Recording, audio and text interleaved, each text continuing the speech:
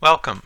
This video is part of a series developed to increase awareness and use of quality improvement across the health unit. In this video, we'll talk about leadership and governance.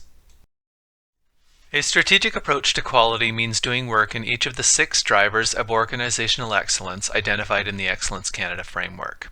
Leadership and governance is one of those drivers.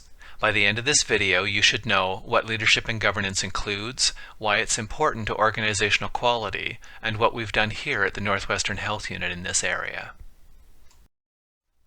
The focus for this driver is on creating the culture, values, and overall direction for success. Leadership is about demonstrating good governance and innovation, and fulfilling the organization's legal, ethical, and societal obligations. It includes setting and communicating this strategic direction for the agency, leadership involvement in quality work, making sure that we meet our legal and societal obligations, and continuous improvement at the leadership level. Why is leadership and governance one of the 6 drivers? Well, organizational excellence requires that everyone is involved in quality work and heading in the same direction. For that to be possible, all of us need to know what the common purpose is and how our work contributes to that end. The leader's role, then, is to create an environment where everyone can work towards a common goal. They need to define, communicate, and model that goal, and support the organizational changes that might be needed to get there. So, what have we done here at the Northwestern Health Unit in the area of leadership and governance?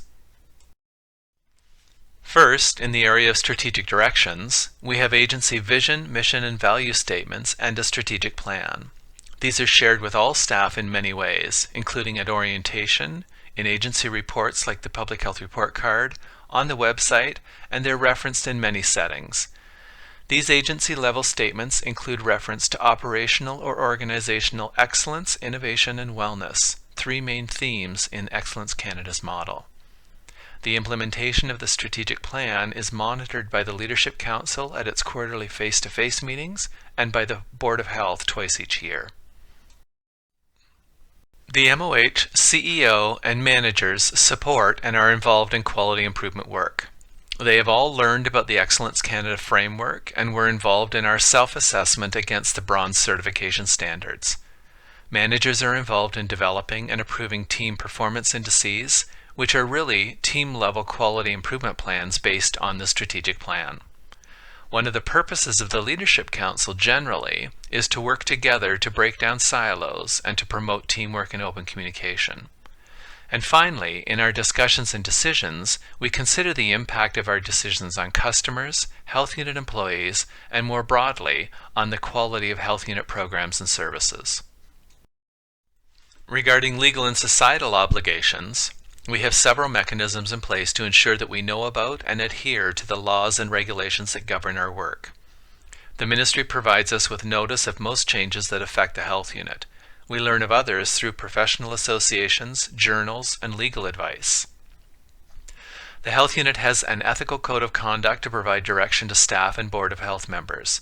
Many of our professional staff also belong to associations that have ethical codes of conduct.